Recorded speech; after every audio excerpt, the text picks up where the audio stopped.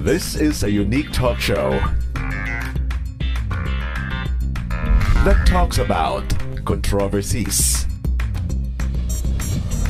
lifestyle, issues in and out of the country.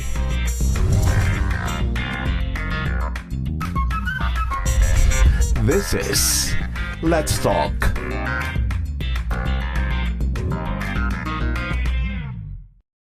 This week, let's talk about beauty. Sabi nga nila, beauty is within. Yung tipong hindi lang naman panglabas na anyo ang importante when you talk about beauty. At para bigyan tayo ng tips at kung pag-usapan na beauty, ang ating guest for this week ay talaga namang beauty.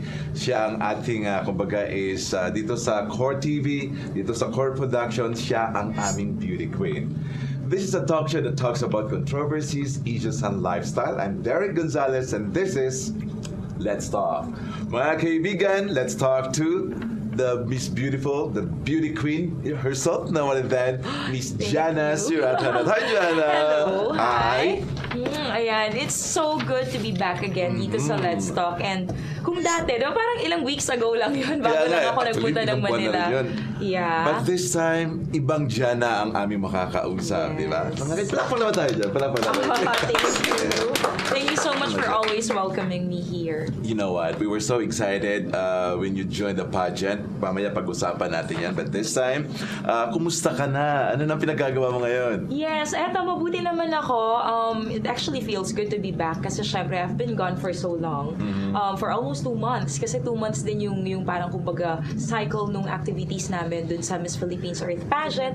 And ngayon, syempre parang back to normal na naman. Medyo nag-a-adjust na naman ng konti kasi syempre for 2 months, iba rin yung mga nakasanayan kong gawin na activities. So, ngayon parang kahit pa paano nami-miss ko yung mga dati-dating ginagawa, pero slowly ina-adapt ko na naman dun sa dati kong kumbaga dati kong mga ginagawa. Nagdating Jana. Yes. Sabi mo 2 months. But the thing, ito muna. So, as we all know, katatapos lang ng Miss Philippines Earth. How do you call it? Miss Earth Philippines or Miss Philippines Earth? Yeah, it's actually Miss Philippines Earth. Actually, everyone gets confused. Ako din Even, dati. yeah. Even I myself, nung nag-interview ako nun dati, parang nababanggit ko siya na Miss Earth Philippines kasi yun yung nakasanayan. Pero it's a different thing kasi Miss Philippines talaga siya originally until they decided to finally parang kumbaga tag it along Miss Philippines Earth na because it's actually the pageant in preparation for Miss Earth. So, kung sino yung mananalo sa Miss Philippines Earth, siya yung isasali dun sa Miss Earth pageant, which is the international pageant. Ayun na yun. So, yun nga, katatapos lang ng pageant ng Miss Philippines Earth 2012.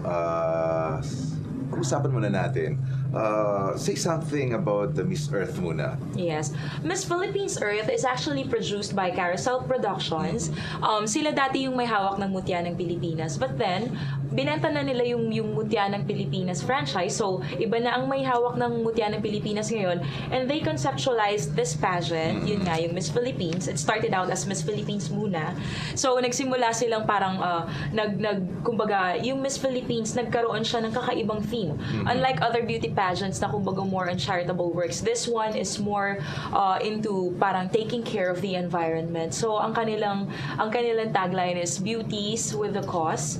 So parang syempre yun nga, which is parang lahat ng candidates na sumasali dito nagkakaroon ng mga kani-kaniyang advocacies at yung mga activities, yung mga pre-pageant activities is all about taking care of Mother Earth. Which is also very good na beauty contest to na talaga may cause talaga. Hindi lang yung tatayo lang yung isang kandidata magpa-fashion show. Yeah. Sabi mo, ito with a cause, may advocacy. Nung sumali ka, ano ang advocacy mo at paano mo na-apply yun sa sarili mo? Yes. Araw-araw. Yun nga. When I started out sa Miss Philippines Earth, I actually had no idea about the environment. I mean, parang kumbaga very vague lang lahat ng nalalaman ko. Parang very kumbaga hindi pa sapat kasi wala pa akong masyadong nalalaman. Lalo nung theme namin nitong taon, sustainable energy, I I barely had the knowledge about sustainable energy. Yeah, so paano ka nag-research So, doon? yun nga, parang nag-research ako and at the same time, inisip ko kung ano yung mga parang doable ba na mga advocacies that you could stick with it. So, I actually decided na parang ang advocacy ko is to become Mother Earth's voice and eco warrior. Kasi gusto ko din na parang, kumbaga magamit ko rin, lalo na dito, nagtatrabaho tayo sa media, parang magagamit mo yun as a channel to voice out whatever you want to say to the people for them to be aware of how to take care of the environment. Wow. So, yun yung naging advocacy ko and I also wanted to encourage each and everyone to plant more trees. Kasi ang trees, napakalaking contribution niyan in taking care of our environment. Nakikita natin ngayon, sobrang polluted na, masyado na tayong, kumbaga, nasisira, nade-degrade na ang ating kapaligiran. With that, yeah, there will be more energy. Tama nga, no? So Yes. probably it could encourage each and every one of us here. Kami, you know what, let's start planting trees. Pero sino ang nag-urge sa'yo na sumali sa Miss Philippines Earth? Yes, nag-encourage sa akin na sumali. Syempre, walang iba kundi si Kuya Jedy Rasiles. Hindi naman siya yung manager, ah? Yeah, isa siyang pageant advocate talaga. This is actually my third time to screen for a major pageant. The first was nung Miss World Philippines. Yes. Hindi ako pinalad doon and trinay ko na rin nagpa-screen for Binibining Pilipinas but then siguro hindi lang siguro talaga sapat pa. And eto nga sa Miss Philippines Earth, yun yung third ko talagang wala na talaga akong balak pang sumali noon. Talagang dinownloadan niya ako ng form. Mali pa nga yung form na na-download eh. Bakit? Anong klaseng mali? Bakit ka nag-submit ng form? Dapat finifill up ito online, sabi ganun ni Miss Cathy Untalan. So yun, nagpunta ako doon pero palihim talaga kasi I never told anyone that I'm planning to join Miss Philippines Earth. I never told anyone about it because parang natatakot ako kasi alam mo yung pressure na nafe-feel mo if ever, pag nalaman nila lahat, they will all be expecting you to be there, to be in that list of the final candidates for Miss Philippines Earth. So, it was actually parang kumbaga some kind of sort of a pressure on my part. So, I never told anyone, kahit nga kay Jedy hindi ko sinabi. Nasabi ko na lang sa kanila nung nandoon na ako. Nung nakita ko na sa website ng Miss Philippines Earth, nandoon na ako, Miss Municipality of Bantay. Oo nga, kahit kami, hindi namin alam Yes. Saka lang namin nalaman nung, yung nandoon na nga siya, may picture ka na. Now, paano ka inakwento mo na yung na-screen ka, paano gano'ng kahirap. The thing is, nung kasama ka na, naging final candidates ka na Miss Philippines Earth, ano yung feeling mo talaga? Sobrang sobrang natuwa ako kasi parang little by little, kahit na hindi ko talaga siya hiningi, dumating siya sa akin. So parang, wow, eto na yon, this is it. So out of all the hundreds of girls who have gone to screen for Miss Philippines Earth, parang I feel so lucky and blessed din to have been chosen as one of the official candidates for 2012's Miss Philippines Earth. So parang ang sarap ng feeling at saka parang kumbaga kakaiba rin and kahit papano, medyo nandoon din yung takot kasi this would be the first time talaga na someone from Ilocos Sur would be representing. Although, I was also with other Ilocanas, may mga sumali din. 4 actually ang sumali sa Ilocos Sur na nag-represent ng Ilocos Sur. So parang na-pressure din ako kasi lalo dito, kilala ka, nakikita ka lagi sa TV and parang kumbaga natatakot din ako na baka maya-maya niyan hindi ko ma-meet yung expectations nila. So, mixed emotions kilala ka lang kasi din talaga medyo mahirap nga yan.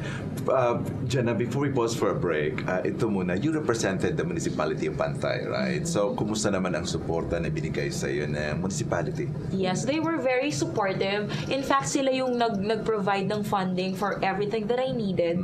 Yung mga gowns ko, yung mga lahat ng mga costumes, kasi magastos din yan eh. So, maswerte pa rin talaga ako because meron ding mga ibang municipalities na parang kumbaga mas malaki pa rin yung naibigay na tulong sa akin. So, parang I was very, very thankful that they were able to help talaga and all out ang support sina Mayor Sammy, si Ninong Sammy, Ninong ko kasi siya. Tsaka si Municipal Administrator Sammy Boy. They were all very supportive. They were always texting me. Sabi, kinakamusta nila ako, kung kamusta na ako, and how am I doing sa competition. And of course, everything that I needed, they were asking. Tas tumulong talaga sila financially and yun nga, morally. So, I owe it all to them. Yeah. Kaya talagang I Actually, feel good nag-uusap din nga representing kami nun Bantay. Nag-uusap din kami ni Municipal Administrator, ni Sammy Boy at ni Mayor nga. Suporta lalo na sa mga texting. Yes, sa mga texting din. Yun din, yung mga marami akong mga kaibigan na tumulong talaga, mga Facebook friends na talagang tumulong din. Nag-campaign pa talaga sila. Yeah, mamaya marami pa tayong pag-usapan ang proseso at yung mga pakikisama mo sa mga kapwa candidates mo. Tsaka lang muna. Mga kaibigan, yun po umpisa pa lamang yun.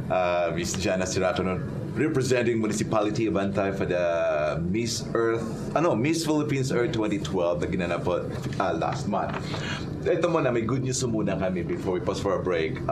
Ito, inanyahayahan namin kayo, lahat po ng mga viewers natin dito sa Core TV. Watch out po, July 28 at 9:30 a.m. to 10 po sa Studio 23, pilot episode po. At ito pinagmamalaki po ng Core Productions. Ang biyag ko ay mapapanood na po national sa Studio 23. Yan po, ang pilot episodes mag-umpisa ng 9:30 a.m. hanggang 10 p.m. Kaya wag niyong kalimutan na Studio 23, biyag ko. Magbabalik ko po. Let's talk.